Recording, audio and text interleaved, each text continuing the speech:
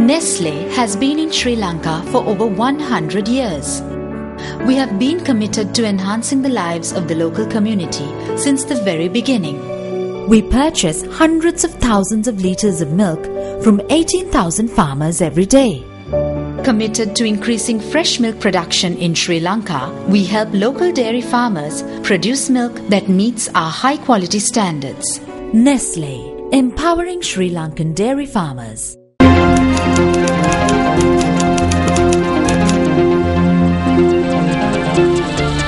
A very good Thursday evening and welcome to Primetime News live from the Newsfirst Centre here in Colombo. I'm Madhushka Balasuriya. And I'm Meenakshi Ratnasekara. Let's take a look at your headlines first.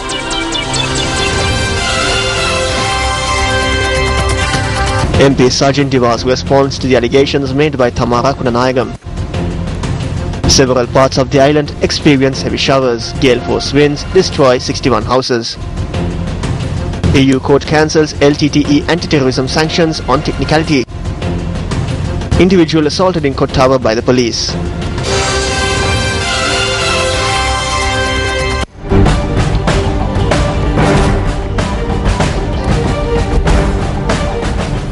In your top story tonight, the new Board of Ministers of the Uva Provincial Council took oaths before President Mahinda Rajapaksa this morning. The swearing-in was held at the President's office.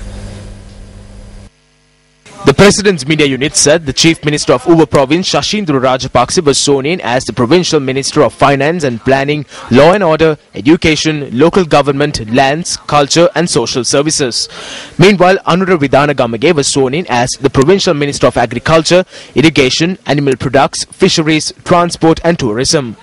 Kumarisiru Ratnayaka took oaths as the Provincial Minister of Health, Indigenous Medicine, Probation and Childcare and Women's Affairs. Senthil Thondaman was sworn in as the Provincial Minister of Road Development, Housing, Water Supply and Infrastructure Facilities. According to the President's Media Unit, Chamara Sampath Dasanayaka was sworn in as the Provincial Minister of Sports and Youth Affairs, Power and Energy, Small Industries and Cooperatives. Now moving into one of our headline-making stories on our special segment Newsline telecast on Primetime News last night. Former Sri Lankan permanent representative to the UN in Geneva, Tamara Kunanayagam, revealed that the report of the audit conducted into the renovation of the permanent representative's residence in Geneva was submitted to MP Sajin Diwas Gunawardena. We made direct inquiries from the monitoring MP of the Ministry of External Affairs to ascertain the truth of the matter. Tamara Kunanayakam alleges that the renovation of the permanent representative's residence was entrusted to a company owned by the LTTE. She also alleges that the owners of this company have been previously imprisoned. She also revealed that this was not a construction company but a finance company. What is the truth of the matter? Are you saying that when Tamara Kunanayagam was the ambassador, the contract to renovate the official residence was given by Shenuka Senivaratna's husband? That cannot be done. Usually, when you are the ambassador, you decide who to give it to, in keeping with government procedures. Will we, who went to war with the LTTE, give contracts to the LTTE? That is all I have to say.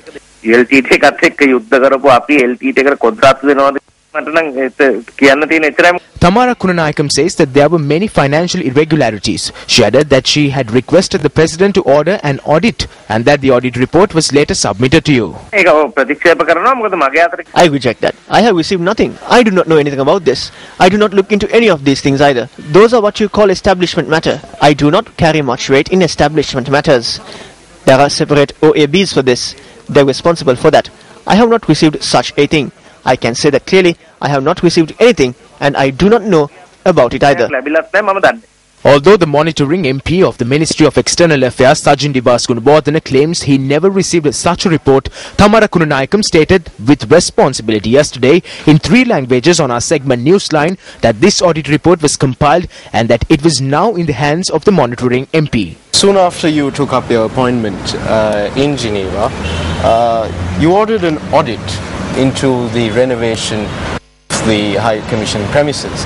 What was the purpose of this audit? When you take over a job, you have to see that the table is clear. The residence where I was living, the official residence, was actually had before I arrived by a company whose the heads of the company had been arrested by the Swiss for LTT activities.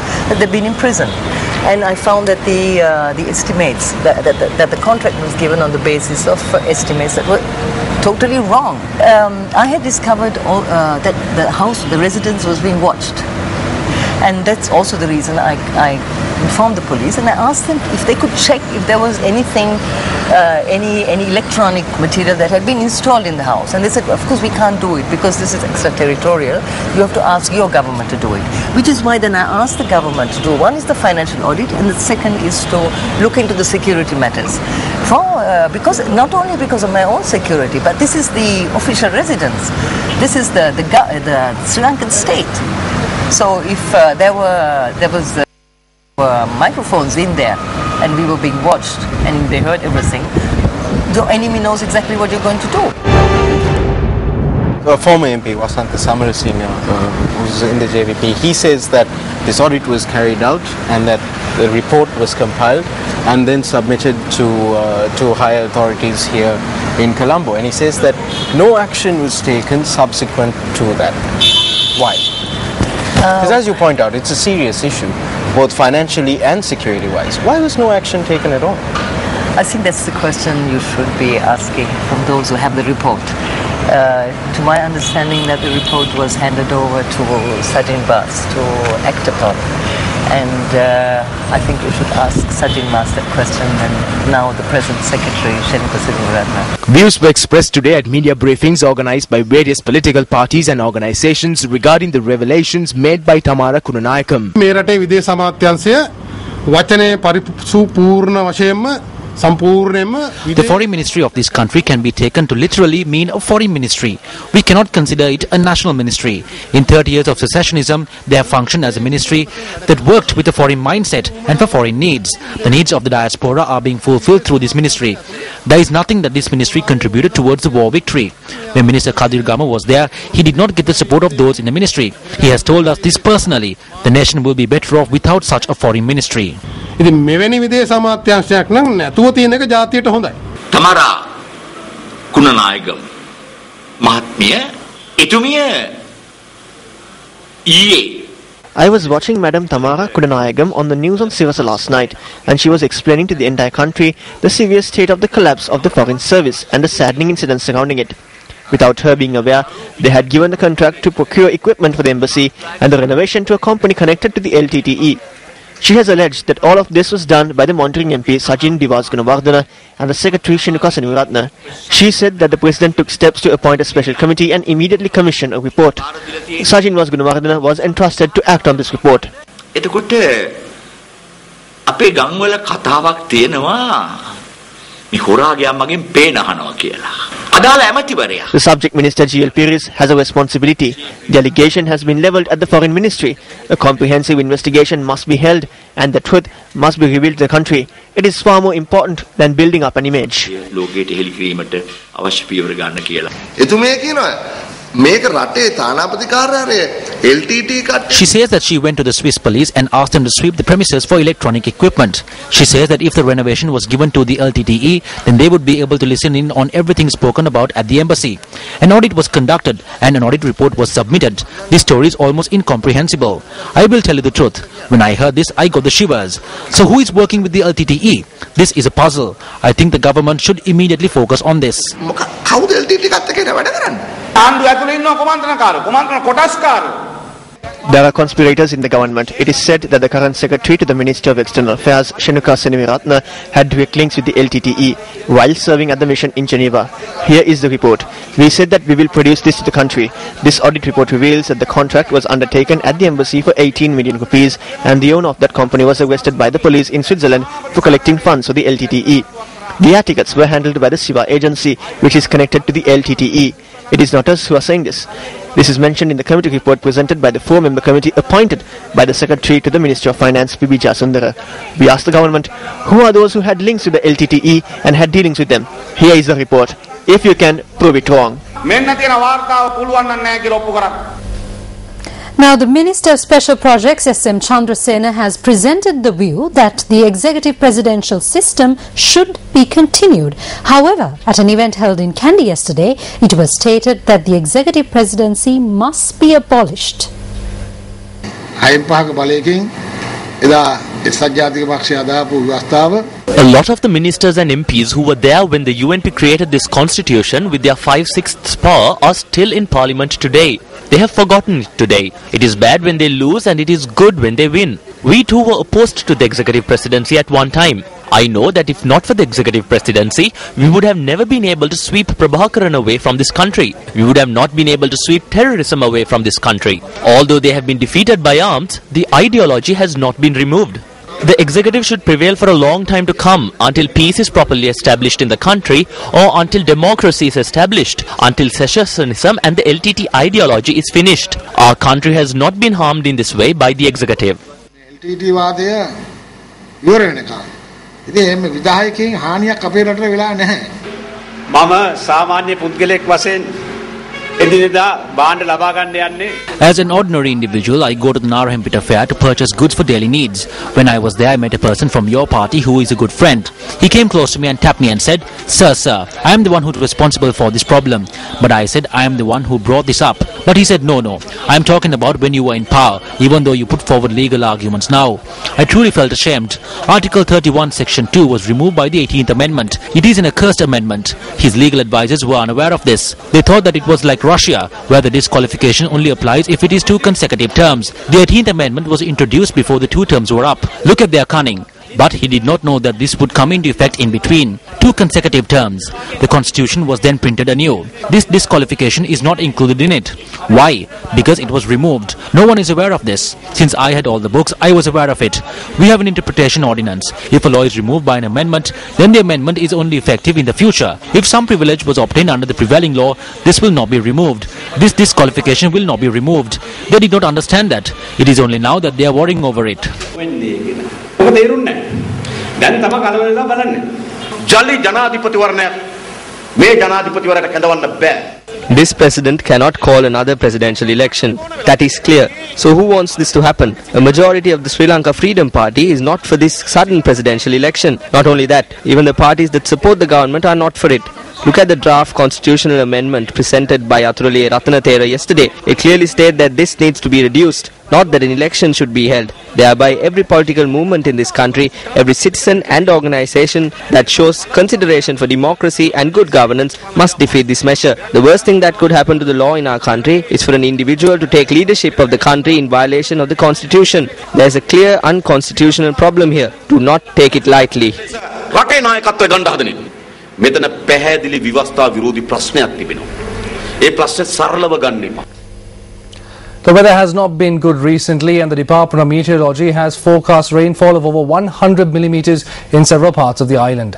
Several disaster situations were reported in the island today due to the change in the weather pattern as that which prevailed from last night to this morning.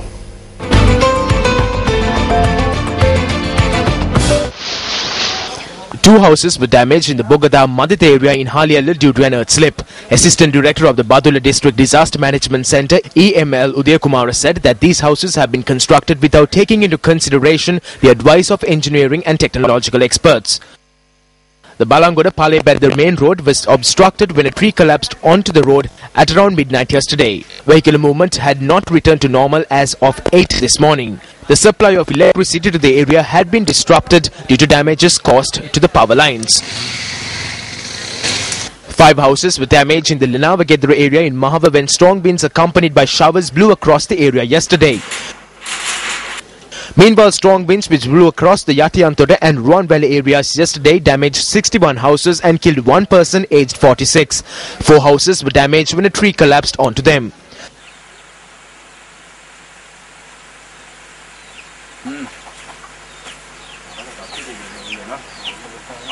A cave-in of around 15 feet in circumference and 17 feet in depth was reported in the Gangtuna area in Arunayaka Gaul. Senior geologist of the landslide unit of the National Building Research Organisation, Gamni Jayasitsa, said that a team has been deployed to the area to conduct inspections.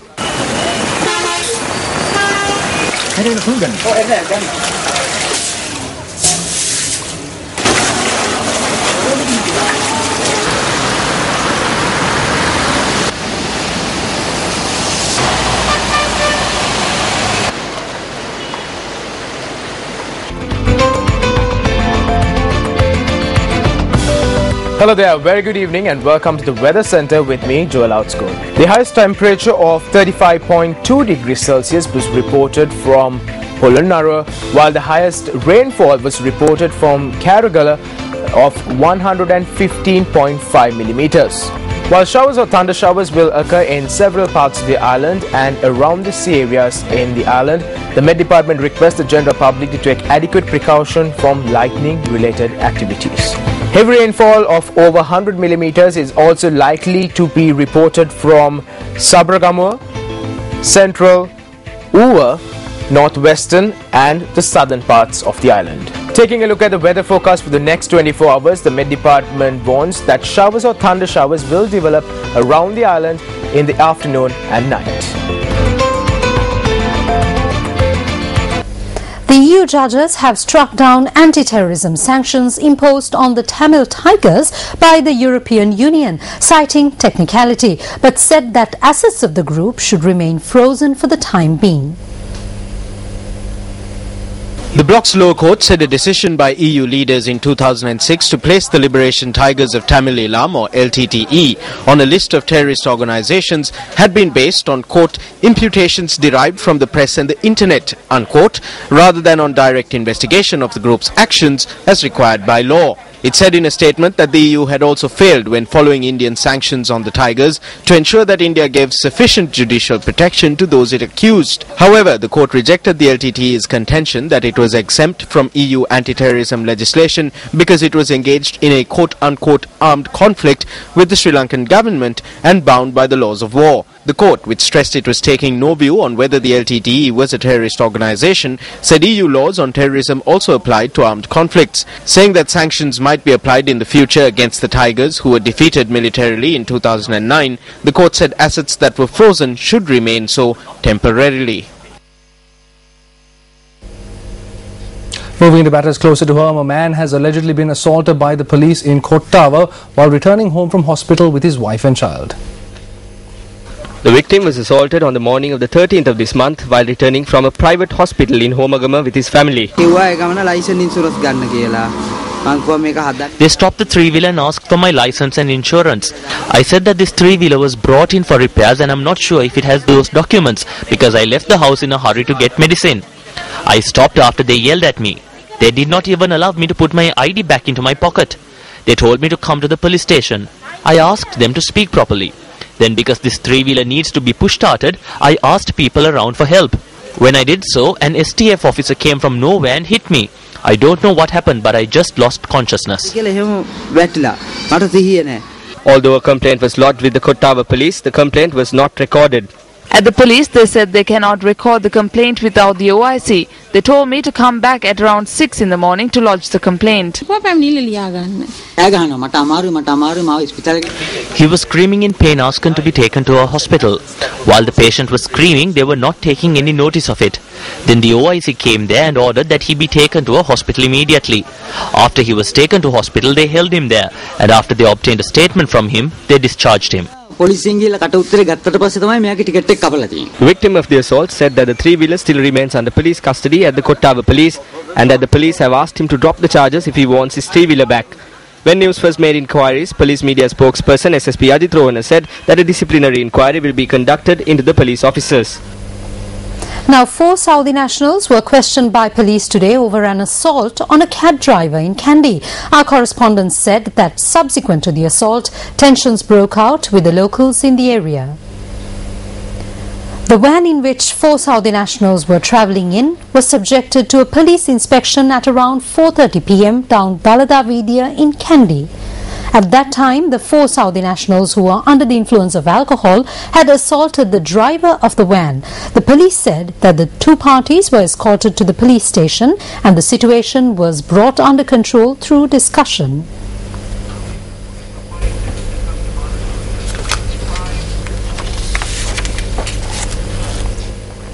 We're now going to head into a quick commercial break, but don't go anywhere. Here's what's coming up on the news tonight.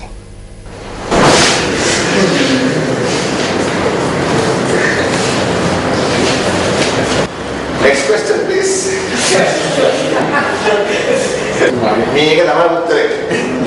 Stay Still in your local news, residents of Khoswatta Battarmula charge that 10 acres of paddy land are being filled up without any prior notice. Area residents point out that they have benefited from these lands for a long period of time. The locals say that they have the deeds which prove freehold ownership of these lands. The canal has broken away. There was a small tank that has been destroyed as well. And now because there is no way of supplying water to the fields, cultivation cannot be done either. Farmers are cultivating small crops such as bananas, etc. in lands which belong to the respective owners. However, as of late, the Land Reclamation and Development Board are trying to take over these lands, claiming that they are marshy lands. They are compensating and taking over these lands without even informing us. When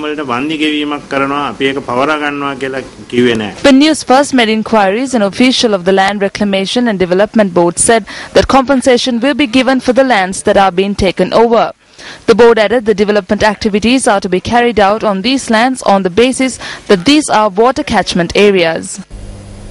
A priest has been arrested by the police over charges of molesting 2 underage girls in Chilao. The Chilao police made the arrest after a complaint was made to the police by the parents of the girls who are said to have been molested. The victims are said to be aged 19 and 15. The Chilao police is conducting further investigations. Former UNP General Secretary Sirisena Kure says that greater focus on UNP's Sinhala Buddhist voter base is required when steering the party towards victory. Yes, Sirisena Kure also believes that when international committees are appointed to steer the party to victory, these committees should comprise of victorious, talented public representatives who have a voter base. The former UNP General Secretary questions if victory can be achieved through committees which do not comprise of such individuals. Media reports today stated that a committee by the name of G20 had been appointed to steer the election campaign of the UNP at future national elections.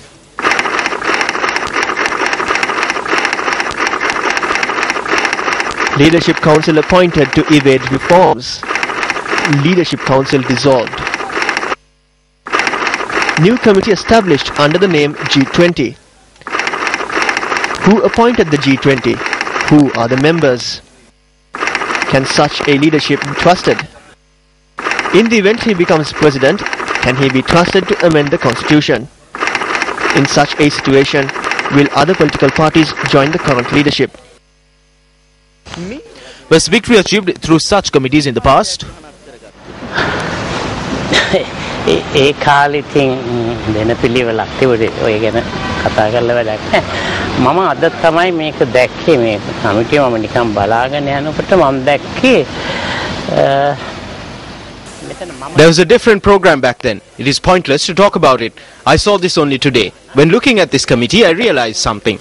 If I was doing this, I would look at it in this way. Let's take the Mathura district, the southern province. Who is the best organizer there? Who has secured the most votes? Who has the strength to organize this area? This cannot be done as per the wishes of various people. The leadership needs to look into this because he is the one making the appointments. So when I looked at Mathura, I saw that the person with the highest votes was Buddhika Pathirana. So he is a good organizer. He has gone to that province and has been among the people and inquired into their problems. He is a good organizer. Then I have seen the parliament debates telecast on your station. I have seen an MP from Colombo there who presents good arguments and counter-arguments.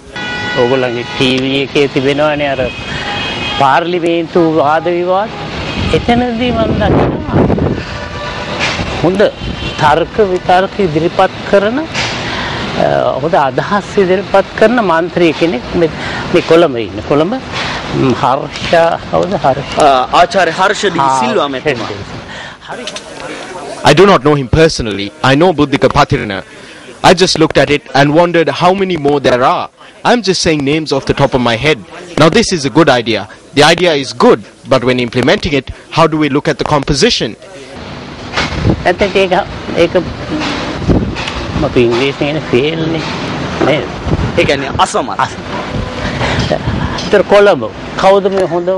Then we need to look at the best person in Colombo.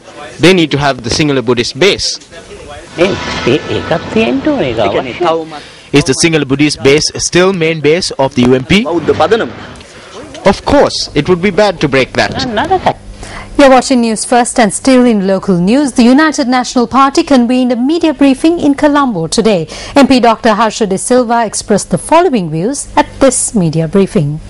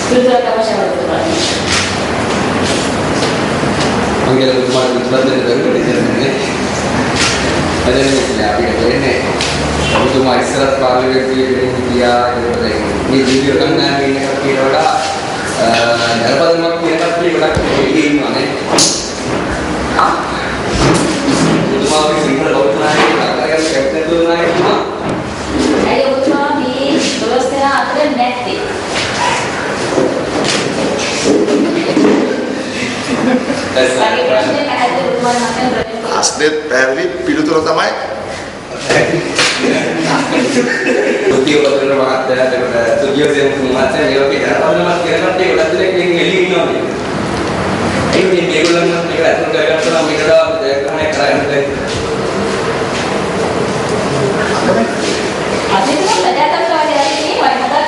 මේ කට මෙහෙම තියෙන්නේ මෙහෙමත් නැහැ මෙහෙමත් නැහැ කියන පුතුමාගේ සිංහල බෞද්ධ නායකයෙක් ලංකාවට ගත්තොත් නායකත්වයට ප්‍රශ්නයක් වෙයි කියලා ඉවත් වෙනවා. ඔබතුමා නිශ්ශබ්ද වෙන්නේ පස්සේ ඇතුලේ ඔබතුමාට කතා කරන ප්‍රජාතන්ත්‍රවාදයක් නැහැ කියන එක පෙන්වන්න කරන්නේ.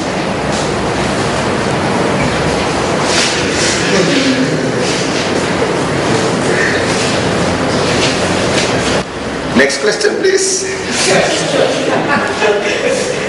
මේක තමයි උත්තරේ.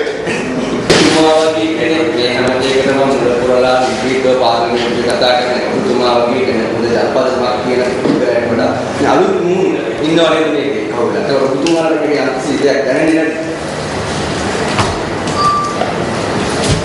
තව ප්‍රශ්න තියෙනවා ඒකට උත්තර දෙන්න.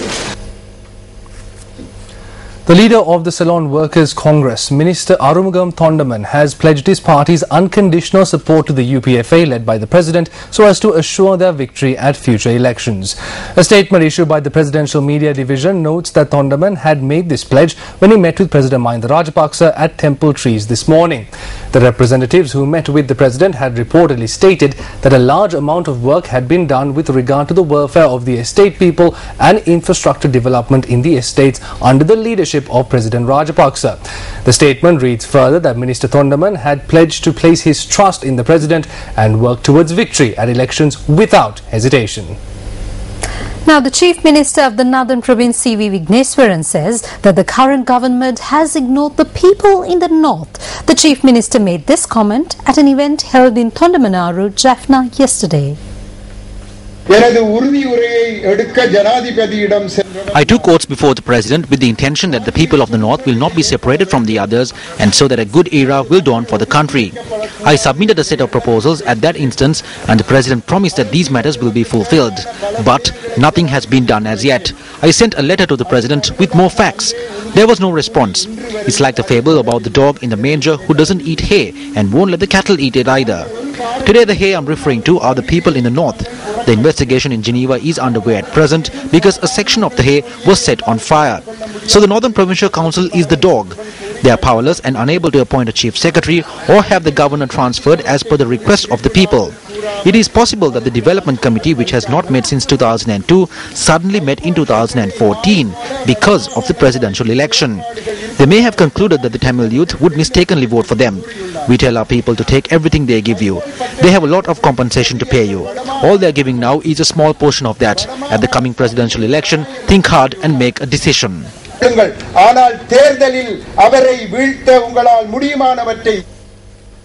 UMP Assistant Leader Ravi Karnanayaka called on the chief prelate of the Ramanya sect, Most Venerable Napane Pemasiri Thero, this morning. The parliamentarian called on the Most Venerable Thero at the Manikinne Huriya Kaduwa Piriwena in Kandy this morning. Most Venerable Napane Pemasiri Thero had advised MP Karunanayaka that the party should work as a party appreciated by the people and dedicate themselves towards the betterment of the people. The people have faith that a new change will arise with the unity within our party. We are working towards this goal. Notions were created, however these opinions have diminished. However, the UMP will take the future of this country and strengthen it. A panel discussion on the current trend of politics organised by the Young Professionals Organisation was held in Colombo last evening. The panel discussion was attended by many members of the general public and professionals. Asiyave Ascharya. It's a huge indictment, not just on this government, but on my generation, the not so young professionals generation. It's a huge indictment on us. That there is something basically wrong. It's intangible, but people know what they want. They are knowing what they are looking for. And I have boiled that down eventually to the rule of law. If we establish the rule of law, I think lots of other things will basically fall in place. We are having a project called the Umahoya project. A project which has been rejected by a previous government because of the CEA was showing that it was not beneficial to this country. But today it has been brought up where the CEA has been done, the project has been designed, and is going to be implemented by one contractor. We are going to have a project to irrigate 400 hectares and destroy 1,400 hectares. For what? To get at the ilmenite, which is worth $7 billion US. Now, who is the owner of the $7 billion? Who is the investor? If you look through, you will find the same name coming. He's buying corporations here, he's buying hotels elsewhere. Who he is, we don't know. And where he got all this money to buy, we do not know. But that is what I'm saying, that destroying the opposition is my particular one reason why we have to change, and for which everybody whom I said, media, the professionals, the academics, the people, the trade unions, civil society can't speak today, they are a traitor. Everybody must form, the judiciary has been destroyed, the police service has been destroyed, all this must, in my books, the one that must come. Democracy to prevail, the people must hold the government to account. So Sri Lanka is the only country in this entire region where people, citizens don't have the right to information. So if the right to information is restricted by the regime, particularly the cronies around them, then obviously we have a serious problem in our hands. Now I would like to ask how many members of parliament have filed annual tax returns. You see, members of parliament drive around in nice cars and live in big houses, and I get a salary of 4,000 rupees or something like that, an entertainment allowance of one entire 1,000 rupees,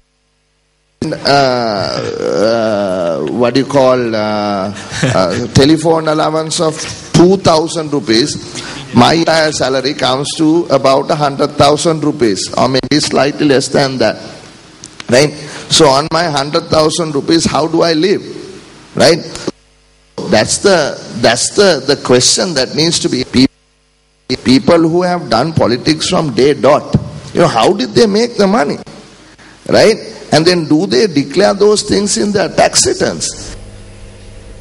In your business news tonight, the Sri Lanka Nidahas Sevaka Sangamaya says that they are anticipating a reduction in taxes which they say have affected the cost of living rather than an increase in salaries. These views were expressed by the Secretary of the SLNSS at a media briefing that was held in Colombo today.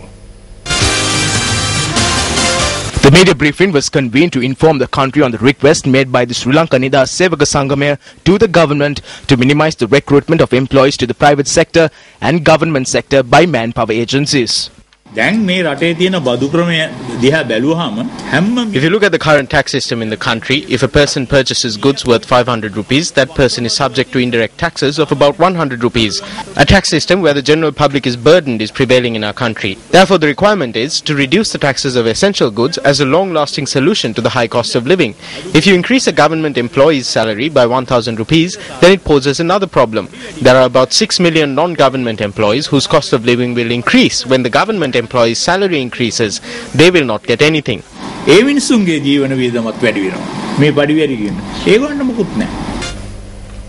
Up next is a look at our special segment, Better Tomorrow.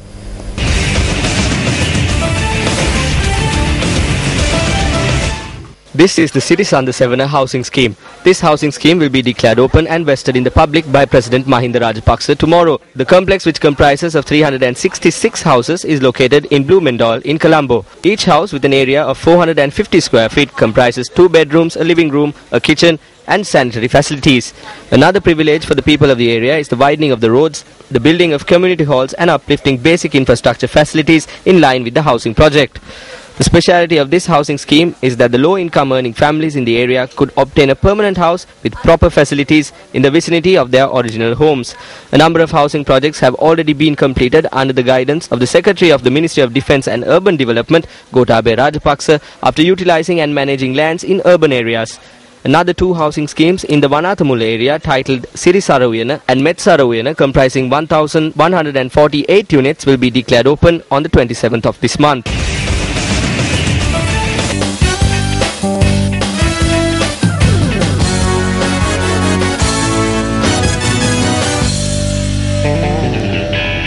In your sports news tonight, sportsmen and sportswomen in Hatton were awarded the opportunity today to obtain applications for the Sports First Mobitel Platinum Awards 2014. The Platinum Awards motorcade will reach Avisavella tomorrow.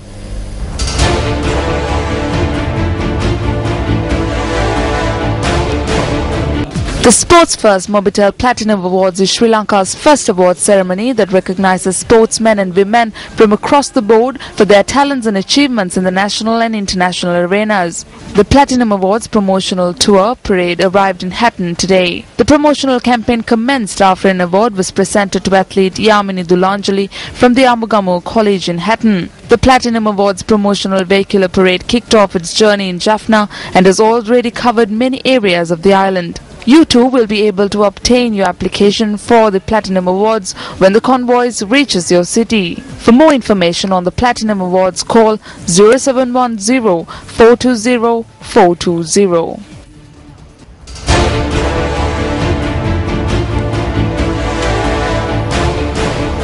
Still in sports, national badminton champion Niluka Karunaratne has moved up 2 places in the men's world badminton rankings to 96.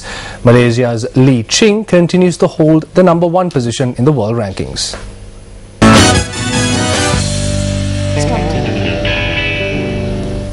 Now, before we end the news tonight, here's a look at a brief moment from the media briefing convened by the United National Party earlier today.